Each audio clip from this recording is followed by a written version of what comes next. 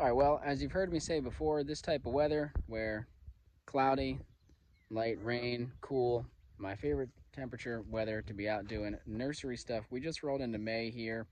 I actually don't know exactly what date it is. I think it's the 4th of May. Regardless, it's early May, and I'm out here in the nursery. I figured it would be a good time to do a little update on how, just, what things look like in the nursery right now, what some of the workflow looks like, showcase some of the trees and the tasks going on. I touched on this a little bit in my last video, some of the things going on, but just briefly, the context is, this nursery, we're up here, sort of close to Martinsville, Virginia, in the southwestern part of the state. This winter and spring, I basically moved the entire nursery operation that I had going in North Carolina up to this site for various reasons. And so, there's a lot of regular kind of every season tasks that I have to do all the time, such as weeding, such as making sure the cages are all good to go on these trees. There's also some stuff that's not as typical, which is like I'm still doing a lot of setup stuff, figuring out exactly how I want to have things organized and have my pathways where I want to have stuff, that, setting up things to make sure that the this growing season has a smooth as possible workflow. So let's get into it. You got to have priorities, or it's, when you have a lot of different tasks to do, you got to figure out what the priority list is. And so for me, the first thing on the agenda is weeding. You want to get at weeds in these nursery beds as early as possible. Otherwise, they become very difficult to remove. Now, the period of time where you need to weed these beds is brief. This walnut bed, for example, I didn't have to weed it at all. The walnuts woke up and sprouted so dense so early relative to the other weeds that they closed the canopy before any weeds were really able to germinate. There are hardly any, I don't see any weeds in here. There might be a stray piece of grass or sedge or something, but there's no weeds that are really competing with or bothering the walnuts because they've closed the canopy. Not everybody wakes up at the same time. This is a bed, I believe, of hickory. I'd have to check my list, but they're not awake yet. And so some of these sedges are waking up, and there's all sorts of different types of plants you can have in these beds. You can classify them as weeds, if you don't want them there, whatever. They're still, this is a cool plant. I don't want it in this bed specifically. And so I'm coming in and removing them. I just did this bed of persimmons. It was pretty dense. And just briefly, if you're not super familiar with weeding, it is pretty important as far as efficiency goes to remove as much of the root as possible. Otherwise, a lot of these plants can resprout and grow back. You don't want to do the work twice. The other thing is, especially on a rainy day like this, you don't want to leave the plants on the bed. They do make a really good mulch. There's a lot of good nutrients in these leaves. Problem is, some of these plants are tough, and if you leave them right on the surface, sometimes if it's wet enough conditions, they can actually root right back in and stay alive. Pretty miraculous. So I am collecting this material. It's going to go in the compost pile or get mulched somewhere else. So that's the first task. I got to get through, do some weeding. I'll probably go through and do some of this stuff and then get back to you guys. It also can get squirrely if you haven't weeded and you start to have germination. So here are persimmons waking up. I got to be really careful when I'm weeding not to disturb these persimmons too much. You can see, trying to pull this up, if I just yanked on it, it would have been easy to disturb that persimmon. If I come in here too fast, I could accidentally grab a persimmon without seeing it. So definitely you want to go slow. A few other things that come up as I'm going through weeding and checking on the beds. This bed here, you can see it has kind of a half of a cage on it. It's like little scrap pieces of hardware cloth compared to like a full-size cage right next to it here. This is partly out of a rush during the time of year that I was building these cages, and partly out of a desire to utilize scrap pieces. So I built some of these cages that don't have a full top. They're kind of half height. This little frame was a few moments ago sitting on top of this, just resting on top as kind of a cover. This was an air pruning bed the past few years, and it's the bottom frame of an air pruning bed, and it's, pretty much at the end of its useful life. This wood needs to be replaced. It's just rotted away. Right, so I was temporarily using it for the top of a bed. What I noticed is that this sucker, which I believe is a wild plum, there are wild plums in this bed. It kind of looks like that, although to me it honestly looks a little bit more like a black cherry. This is, this time of year in the nursery, it's really helpful to know have good labels so you know what to expect in a bed, but also know what different seedlings look like when they're germinating. Here's some sort of cedar or something. And that way you can not have to hesitate when you're weeding things. If you know what you're expecting, if you know what to look for, you don't have to hesitate. Anyway, for now I'm leaving these two because I'd like to see them get a little bit larger and I can try to ID them, make sure I know 100% what they are. Point is, this one, you can see it's kind of curly at the top. It's because it was pressing against that frame, which was sitting right here. So these trees, and soon these hazelnuts will be taller, these trees are quickly outgrowing this cage. Because there's hazelnuts in here, those are highly desired by squirrels. Because I'm surrounded by woods here, we have a lot of squirrels and also mice and other rodents. These have to be caged or I will likely lose them to rodents. And so probably what I will do, I'll either have to build a new cage, or what I think I might do is swap cages out. So this is part of the moving process. You know, things got a little bit discombobulated and disorganized. This top cage was not really intended for this bed. This bed has pawpaws in it. Pawpaws are not highly sought after by any critters that I'm aware of. I've never had any issue. I mean, anything can happen, but I've never had any issues with pawpaws being nibbled on. So I will go ahead and swap these two cages. I'm not as worried about the pawpaws. This should be plenty sufficient to discourage anyone from getting in there and digging in the box. That other cage will be better at protecting these guys as they get bigger. All right, so luckily, even though there's a lot of beds here, there wasn't that much weeding. I didn't time myself, but it was definitely under an hour. There's definitely over 20 beds here, so that's good. And part of that is just a lot of the beds have enough mulch that there's not super heavy weed pressure. Some of the beds have woken up already, like this black walnut. The next thing I'm contending with is more along the lines with cages. You can see here, this is where squirrels have been digging in this bed. Now, I don't know if they're going after the seed. This had some black gum seed in it. I don't know that that's something that they particularly like to eat. I've never grown black gum before, but they've been digging in all of these beds. You know, here they dug, this is chestnut oak. These are 2-year-old chestnut oaks that got transplanted into this little crate bed. They didn't seem to go after the trees at all. I think they were just digging, looking for places to hide their nuts. Here, this is elderberry seed, which again, that I'm pretty positive actually that they do not go after as a food source, the seed of elderberry. They're such a small little seed. I'm not even confident that the squirrels could find them in here, but they were looking for a place to dig, okay? And they were digging in this redbud bed. Again, definitely would not be going after redbud seeds as far as I'm aware in my experience. But so I've got to get these protected. And there's a few options. I think probably what I'm going to do is like what I did here, wrap some of these in chicken wire. That's a relatively inexpensive way to just discourage digging. It might not be enough if there was something super juicy that they wanted in there. I'm sure that squirrels, if they were really dedicated, could get through some chicken wire, but for something that they just want a place to dig, if there's a little chicken wire around it, it'll encourage them to go dig somewhere else. They've got plenty of other places to dig. However, I don't have enough chicken wire on hand today to get this entire bed wrapped up, or I mean all of this row full of beds wrapped up. So, a few weeds I missed. Sometimes you gotta watch out for grasses, especially poking out of the side of these beds. It could be a problem. This one might be too big for me to get the roots out of this sucker. What's in this bed? Let's find out. Is the label still legible? If I can get it. Gosh dang it. Grape is starting to get worn off. Grape seeds in here. So we'll see. Hopefully they germinate.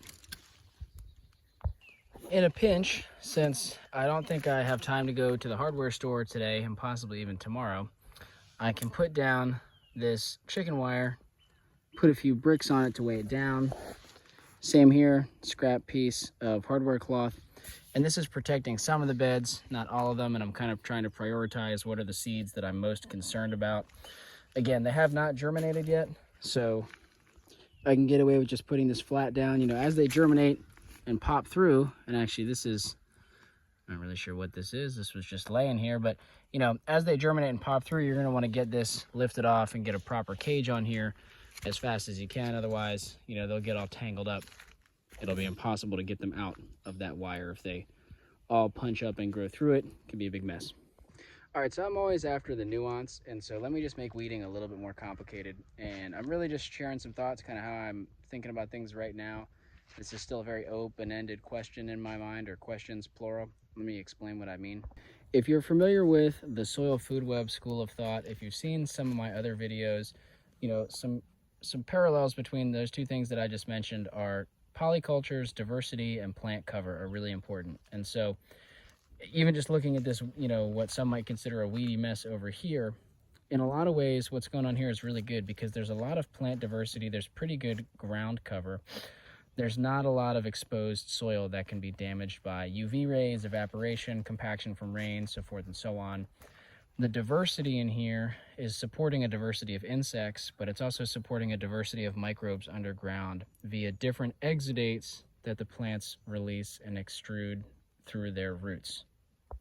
And generally speaking, as people have studied these concepts, biodiversity, soil food web, all these sorts of things, what we have discovered is that the more diversity of plant life you have, the more robust the overall system is. And part of what's going on is that different species of plant associate with different microbes in the soil that are able to more efficiently mine different nutrients and water.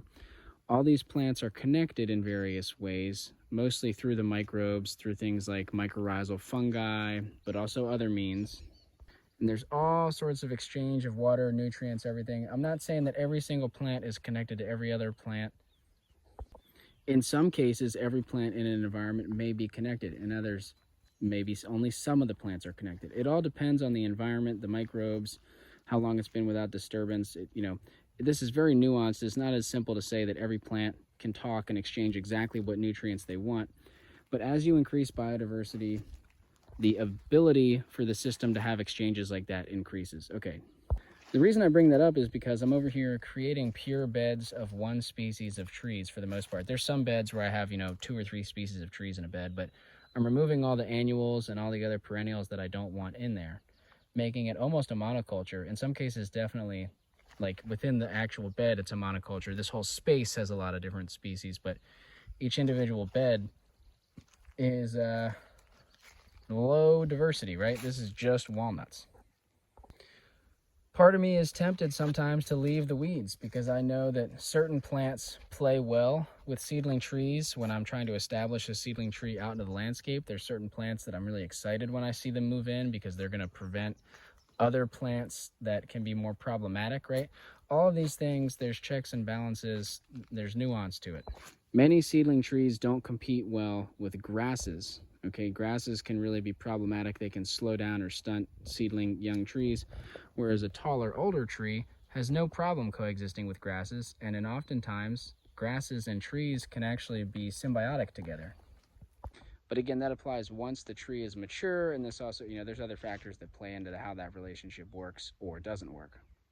But when it comes to growing these seedlings in nursery beds, I have definitely experienced beds that I let get weedier seem to have lower vigor and growth in the trees. But as you can go back through videos I've got last year, some of my weediest beds, there's still lots of trees growing in them. They're still totally viable, even with weeds. The trees might be a little bit slower, but they're still there. It doesn't kill them by any means. So do as much or as little weeding as you want. If you've got a lot of beds and you're trying to do this as a business, there is a lot to be said for having clean beds that are just one species, no weeds. First of all, larger trees, more desirable to distribute through a nursery. Second of all, having a bed that is just one species, it's just easier to stay organized. It is harder to have an accidental mix-up. When you're pulling all these trees out at the end of the season, they mostly lost their leaves. And yes, you can identify them based off of the buds and the bark, but it's just simpler. Like I said, easier, less likely for mistakes to happen if each bed is just one species.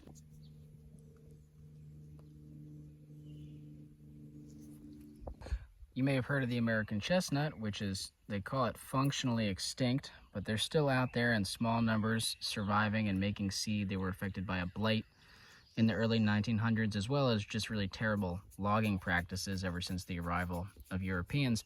But anyway, we could dive into that in more detail in another time. This is just a comparison of the nut size. These are pure American chestnuts from a verified tree on the West Coast that's blight free.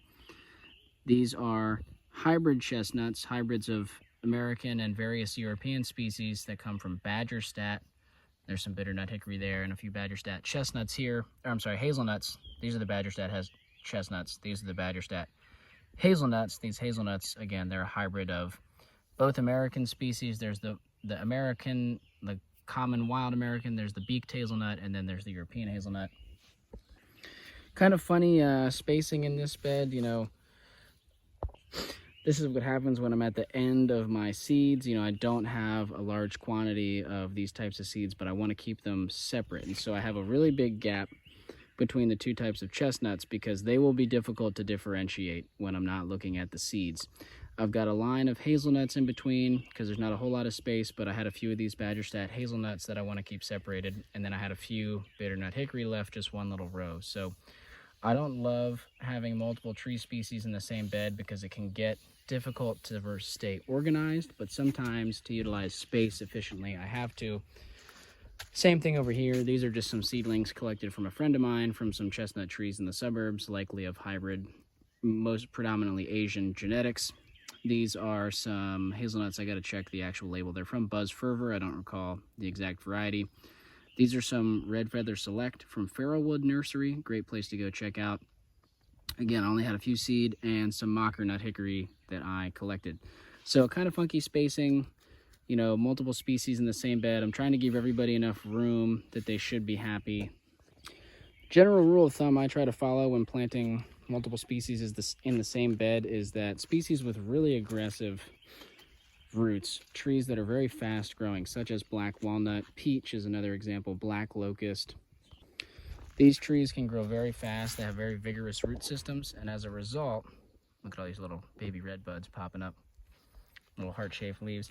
As a result, they can slow down other species of trees. So, you know, this bed of persimmon, if I had even just a few black locusts, they, in my experience, very high chance that they will dominate the bed. They won't kill the persimmons will still grow, but they'll be smaller. They'll be certainly affected by the black locust. I've got a few hickories in here that volunteered. I don't know how well you can see that. Let's see if I can poke in through the cap. See those hickories there on the left? Now, my experience, hickory, they have a really deep taproot, but they're not very aggressive, at least when they're starting off in these beds. So I think the hickories and the persimmons will play along fine. It's a learning thing, right? A lot of nuance to species interactions, and I think there's a lot of wiggle room, like I've talked about. And really the worst case scenario is if you get disorganized, that can be an issue if you lose track of what is what. Good labels, good notes can help you prevent that, and good spacing between species. The other thing is, like I said, you know, if you have a really aggressive tree and it kind of stunts some of the smaller ones or the less aggressive ones, and they, as a result, are smaller after one season, it's not the end of the world. I've talked about this in other videos. There's ways to make use of smaller trees. It's not a totally lost cause. You know, you can pot them up, you can leave them in the bed another year. Just because they're small doesn't mean that they are worthless. They can certainly still be worked with. One other thing to note here, just on the air pruning bed update side of things, black walnuts, typically once they get to this size, these cages start to be limiting. You know, the leaves start to poke through, they're rubbing on these, they can get some damage. And so you have to make a decision. In the past, I've gotten away with removing the cages at this point in time. I've always grown in places with less squirrel pressure than I have here. So I've got a few of these beds. I might try taking the cap off one and just watching what happens. If you wait much longer and try to take the cap off, you'll have leaves growing through. You have to kind of cut them out, either trim the leaf or trim the cage somehow. So it can be, that's a delicate dance, you know. Anyway, I'm gonna get these seeds covered up, get cages on them. You know, I always throw a little bit of soil and then some mulch on seeds like this. They're a large seed, they can poke through a good amount of material, so they'll get covered, you know, at least that much with a little bit of soil and some mulch and caged up. You can still do a lot of planting work this time of year. I try to get my planting done earlier rather than later, with the exception of things like, we were just looking at these red bud and I mentioned black locust. They are seeds that don't require stratification, and so you can plant them early and they might wake up early, which can be an issue because of frost. You know, for the most part in my climate, I can get away with, and I've talked about this in other videos in greater detail if you're interested, I can get away with fall planting and winter planting most of my nuts and a lot of my fruits, because it is, you know, hey wasp, winter here is delicate enough. It's still certainly winter, but All these trees need stratification. The seeds are fine. They're fully protected under a layer of mulch with a good cage, and they wake up when it's time. Occasionally they wake up a little bit early and you have to cover them from the last few frosts. Ooh, we got some persimmons waking up here. But anyway, all that just to say that in this climate, and again, it varies by climate, you know, you can plant all the way through May, all these tree seed. You know, the later you plant, the shorter growing season they have to get large, but we have a pretty long growing season anyway. So planting in May is totally fine. I've got to find some spots to plant the last of the seed, which is mostly locust, black locust, honey locust, redbud. Actually, I think I got all the redbud seed in the ground. It's mostly just the locusts that I want to get planted. Some Kentucky coffee tree. And that's about the end of my tree seeds. So you'll probably see that in an upcoming video, a little bit more planting work. Probably make an updated video just on the whole pot situation. I'm gonna try to move a bunch of those pots today and kind of reconfigure that whole situation. I gotta really keep on top of consistent watering some of these beds, you know, stuff like this black cherry, black elderberry, things that have relatively small seeds. I wanna make sure that these beds don't dry out now that we've gotten this good rain and we're into the growing season. Want to encourage germination, so frequent watering on these, less frequent watering on the air pruning beds. They hold their water for a good long time. So pots obviously need watering every day, but as it gets hotter, I'm sure I'll be talking about water more in upcoming videos. Anyway, I think that's all for now. I'm going to wrap it up and I'll see you guys in the next one. Here I've got to get some gloves because I've got a poison ivy in my pawpaw bed, so that's fun. Oh yeah, another small note, if you're growing in these crates and they're touching, roots will definitely jump from bed to bed. So you gotta have a little bit of space in between each crate.